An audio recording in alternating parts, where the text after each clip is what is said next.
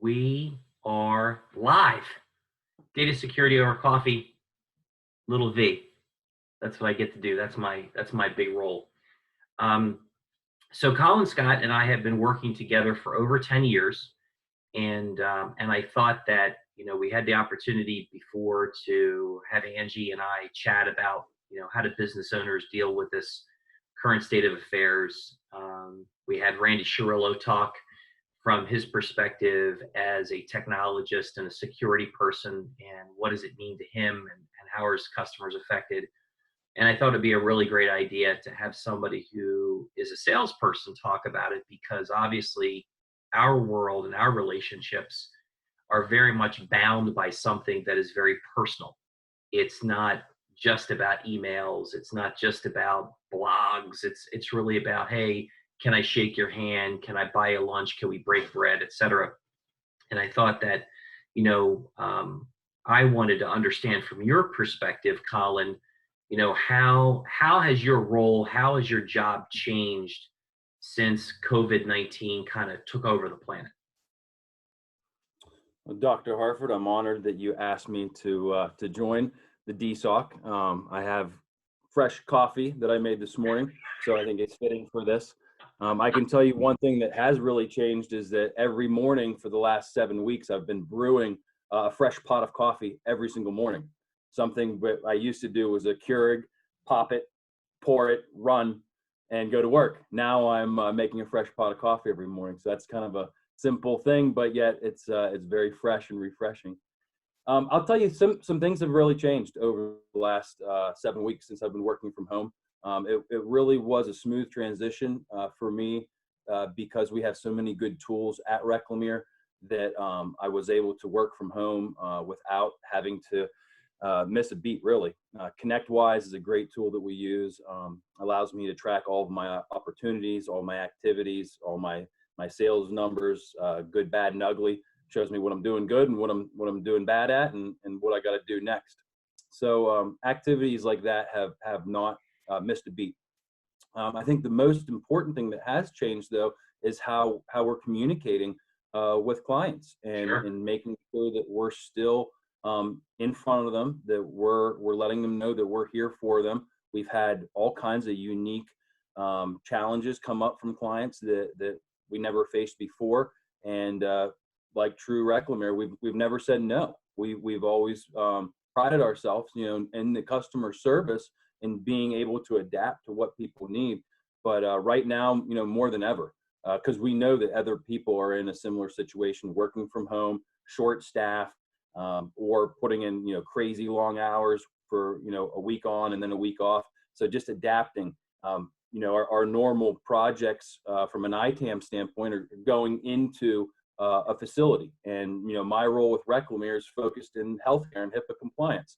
So we're not going into hospitals right now. So we have to get creative with the contact to say, look, how can we still assist you without going into the building? And it's being creative and asking them to be flexible, moving equipment to the dock, so that we can still service them, and items like that. So I think what I'm hearing from you is about it's about creativity. It's about doing things that we haven't done in the past. And I think as salespeople, that's sometimes a challenge because we get used to a routine. We get used to how we manage a pipeline, how we fill that pipeline, and then all of a sudden, when we are when we're really social creatures to begin with, and now we get isolated, that really creates a challenge for us. One of the things that I think you've done a really good job of is, we have a daily call with our team via Google Hangout, another tool that people can use for connectivity. And you are the one that always has the really cool background, being a Penn State alum now, with all three of my degrees, and having worked there. I noticed that you have a Penn State fathead behind you. So I got to believe there's some personal story that you want to share about that Penn State fathead. You're right. Every week when we do our weekly calls, I've done it from a different location in my house. Haven't gone outside yet. Maybe if we get more warmer weather, I'll do one outside. But yeah, this is really cool because this was the first actual date that I went on with my wife. This was over 10 and a half years ago. We actually went to this. It was a whiteout. We had a tailgate all day long. We actually sat right here in the second deck, right on the edge, and watched. This was Penn State versus Michigan State 11 years ago. So I got this for us for our basement when we bought our new house, and it's just kind of cool to be able to show everybody in the background. Yes, we are, in State College. We're Penn State fans. I do bleed blue and white if you cut me, but it's cool to say that there is some meaning.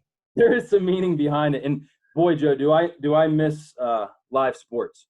I can tell you, Sarah made a comment when we were FaceTiming with her parents last night that I haven't turned the television on to watch TV in 7 weeks. And that's honest to God true. Now, I've watched shows with her, or she's had some, home improvement show on that I've stopped to watch. There's a cabin builder show that we were watching. It's kind of cool. Naked and Afraid is a good one. But I watch sports, and right now I have no interest in watching reruns from World Series in the 1970s. I don't care about that, and I don't care about NBA championships from years ago. I want live sports, so ready to bring that back. So we talk about and we understand engagement in sales, and we thrive on that. The idea of being able to be one-on-one with people, and being able to not only do that by introducing ourselves to prospects and building credibility and being a trusted advisor, et cetera, but also just the fact that, we enjoy people's company. We enjoy that. Some more than others. So as a salesperson in your career now, if you were to look to your right and there's a salesperson that is younger than you, and you were to look to your left and there's a salesperson that's older than you, and they're really struggling, they just don't, they haven't been able to make that transition. They haven't been able to figure out how to make that engagement work in this new normal. What advice would you give them? How would you coach them along? How would you mentor them? If you were the sales manager or sales director at Reclamere, how would you help people kind of get that momentum moving? So I think one of the things that's made me successful in my sales career is building relationships. And I do know that is something that I take seriously. Everybody that I talk to could be a potential customer or somebody that would need our services. So I do take the time in the business day, every day, to build relationships with people that we work with. If we do a solid for somebody, they're going to tell somebody else, and they're going to tell somebody else, and whisper down the lane, and then all of a sudden I get a phone call from Johnny saying, hey, you did this for somebody, and we need that same service. Can you help us? So building relationships is the number one thing, and we've had to do it a little bit different now. I think that Reclamere has always been focused on customer service. I know that you and I have always took a lot of pride in going on site and meeting everybody that we work with. Whether it's a client that does a project once a year or somebody that does a project once a month. Taking the time though to go break bread, as you mentioned, is the one thing that I would say, don't be afraid to go and ask somebody to have coffee, lunch, or dinner. Now, right now, we can't do that. And we know that will change. But I can tell you, when you can sit down with somebody and say, look, let's meet over lunch. We don't even need to talk about business. Let's get you out of the office. Let's get sushi. I mean, who doesn't want free sushi, right? So one of the things that we did, we've done it now 2 weeks in a row, and I'm prepping to do it for next week as well, is that we have provided lunch for IT staff at different clients. And I think this was a really big deal. So again, I manage our healthcare vertical. So last week we provided lunch for a hospital outside of Pittsburgh.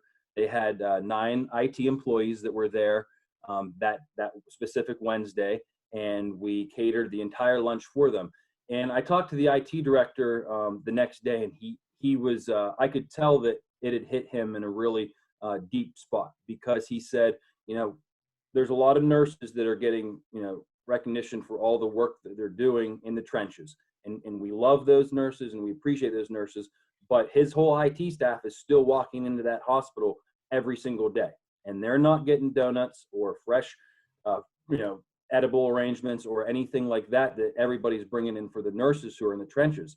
But these IT guys are still, and girls are still coming into the hospital and still doing their jobs to Right. support the nurses.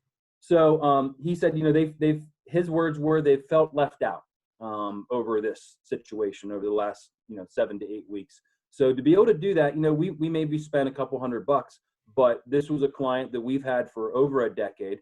And I can tell you, I've probably only met maybe 2 or 3 people of that IT staff. So to be able to touch 9 people, make a really big difference, to show them that we appreciate them, and we didn't even have to leave our houses because we had it catered and they dropped it off from Olive Garden. So it was just a really good thing to do. So that's one thing I would encourage you. If we can't break bread in person, get creative and find a way to be able to supply that some food to your clients. No, I think it's a great tip, and you know, I think that there are technologies out there that we're starting to get exposed to as salespeople, and it's really about what I'm learning throughout this process from, you know, different organizations. It could be Zoom Info, it could be ConnectWise, it could be whomever.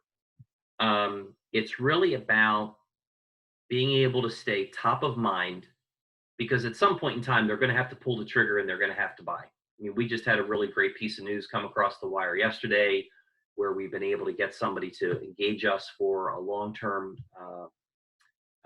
managed security service project, which is pretty exciting for us. But my point is, you've got to stay top of mind, and you have to do it in a way that is different than what you've done in the past. And the technologies that are out there that you can leverage as a salesperson, many of which are free, is all really powerful stuff. And so I think that, you know, those are the things that we got to keep in mind. So what's the one thing besides live sports that you are looking forward to getting back to when the world is no longer flying off of its axis? You know, again, I go back to the relationships. I'm a big time, like, I want to be around people, Joe. You know that. I crave laughter and teamwork and camaraderie of just people having fun together. I cannot wait to open up my pool next week and then to have everybody come over once this thing is done. What we're going to do is we're going to do a inventory reduction party. So, you've seen what my bar looks like. There's about 50 bottles of booze on it. There's 2 different beer fridges, one in the garage, one down here in the basement. And I want to have everybody come over. I want to cook a lot of food. We're going to run the smoker. We'll do some smoked chicken wings and have a whole bunch of people over. And I just miss everybody being together. You know, Mother's Day was great. We went over and had dinner with my mother and my father, and we were outside. It was a nice day in the afternoon, but it was pretty difficult saying goodbye to my mom and not giving her a hug. I mean, Sure. that sucked.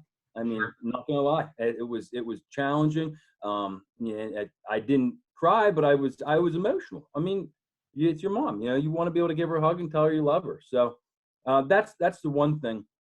I would say something, Joe, that is different now when we talk about the sales world now compared to, you know, a few months before. And I'm even going to go back to my tenure with Reclamere.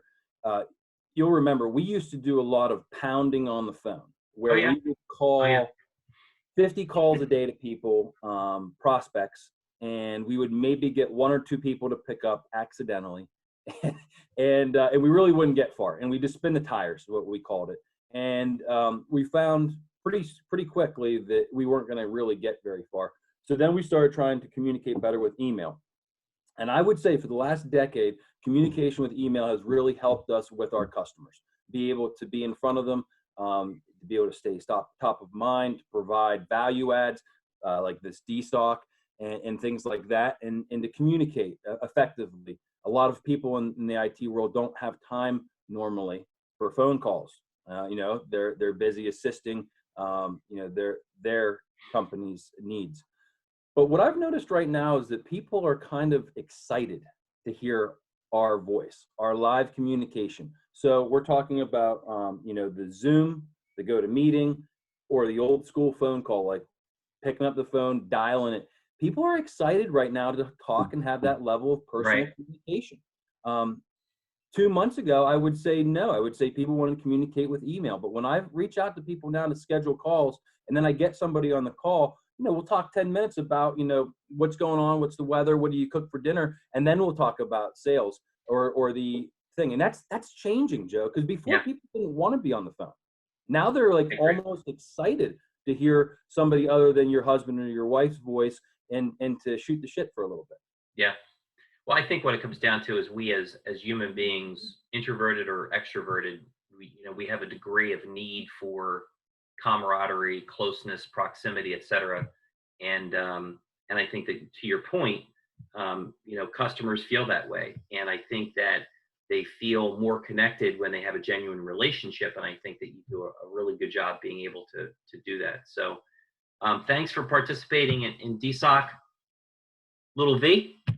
And I really appreciate it, Colin. Thanks so much. Anytime, my friend. Be good. Peace.